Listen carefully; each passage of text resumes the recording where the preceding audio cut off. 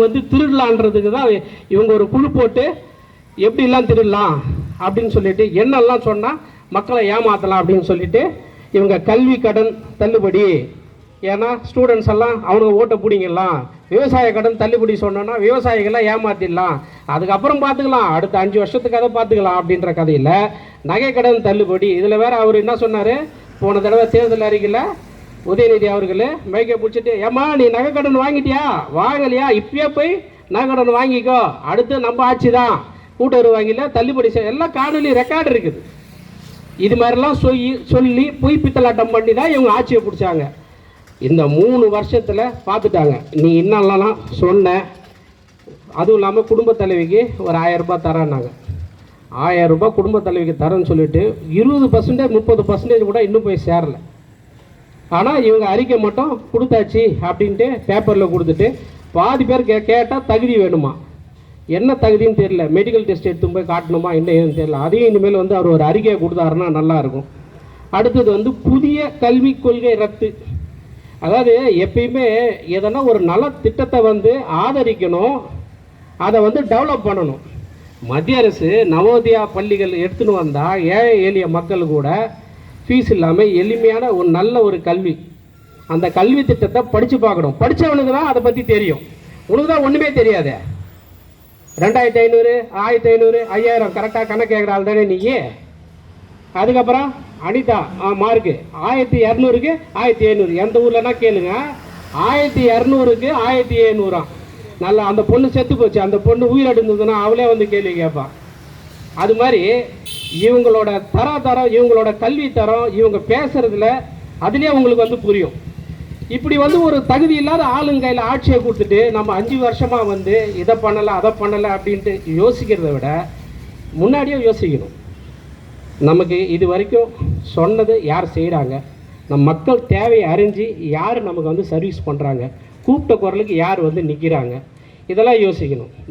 பொதுவாக சொல்கிறேன், இது இங்கே இத்தனை பேர் உட்கார்ந்துருக்கோம், இங்கே இத்தனை பேர் இருக்கிறாங்க, எங்கள் வேட்பாளர் எடுத்துக்கோங்க, அவருக்கும் எந்த அரசியல் பின்புலம் கிடையாது.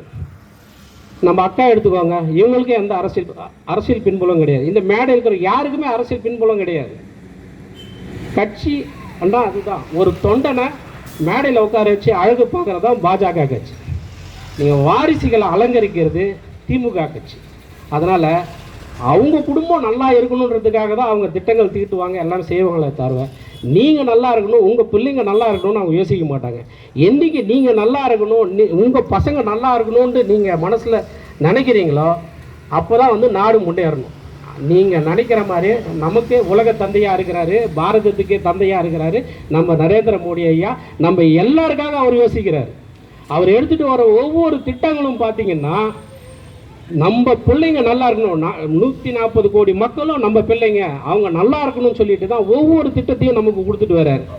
அப்போ இவங்க தேர்தல் அறிக்கையில் வந்து முக்கியமான ஒரு அறிக்கை,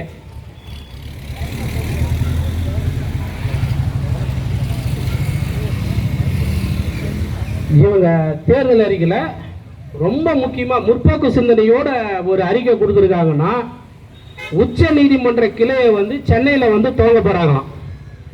உச்ச நீதிமன்ற கிளையை இது யாருக்கே வேணும்? உச்ச நீதிமன்றத்துக்கு நீ போறியா, நான் போகிறேன்னா யார் போகிறான்?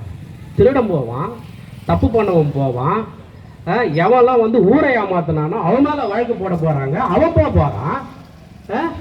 நீனவோ அது ஒரு சட்டமாக எடுத்துகிட்டு வர மாதிரி உன்னோட தேர்தல் வாக்குறுதியில் போட்டுருக்க. காரணம் என்னன்னா, இவங்க பண்ண ஊழல் எப்படி, இவங்க பண்ண மினிஸ்டருங்க பண்ண ஊழல் எப்படி, இந்த ஊழலுக்கு கண்டிப்பாக அடுத்த எலெக்ஷன் முடிஞ்ச உடனே லைனாக ஒருத்தர் உள்ள போகிறாங்க.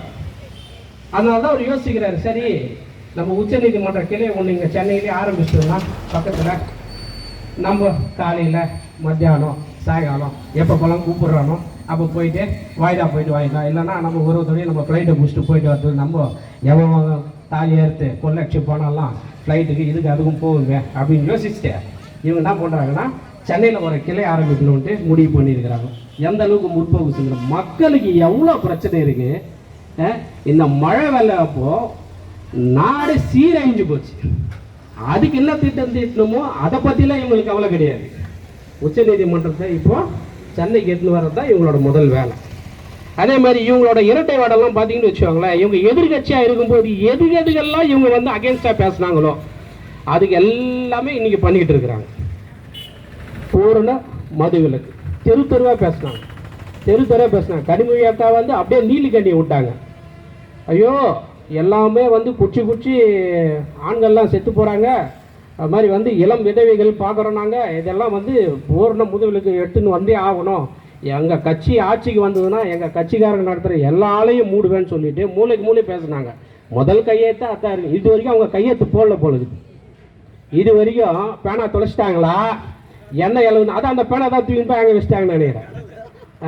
அது மாதிரி என்ன பண்ணி இவங்க பண்ணுறது பொய் புழுவுறது.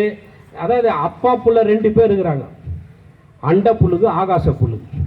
இந்த அண்ட புழுகு ஆகாச புழுகுன்றது கொஞ்சம் நஞ்சம் கிடையாது. எப்படியோ மக்களை ஏமாற்றி அதை ஓட்டா மாற்றிடணும், அவன் ஓட்டை திருடிடணும். அதுக்கு என்னென்னலாம் வழி பண்ணணுமோ அதெல்லாம் பண்ணுது. பாருங்க, வீட்டு வரி அதிமுக பீரியடில் 10% 15% ஏற்றினார்.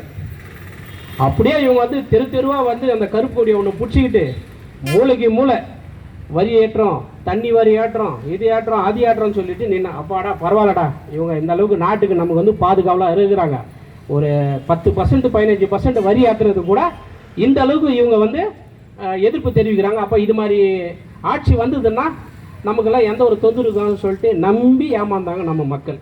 இப்போ வந்தோடனே என்ன ஆயிடுச்சு, வீட்டு வரி 3 மடங்கு, தண்ணி கனெக்ஷன் நீ வாங்குறியா இல்லையோ, ட்ரைனேஜ் கனெக்ஷன் வச்சிருந்தாவே நீ வந்து தண்ணி வரி கட்டி ஆகும். மெட்ரோ வாட்டர் தனி, சீவேஜ் வாட்டர் தனி. சிட்டியில் இருக்கிறோம் நாங்கள்லாம் இது மாதிரி தான் வந்து ஒன்று டபுளாக ஈபி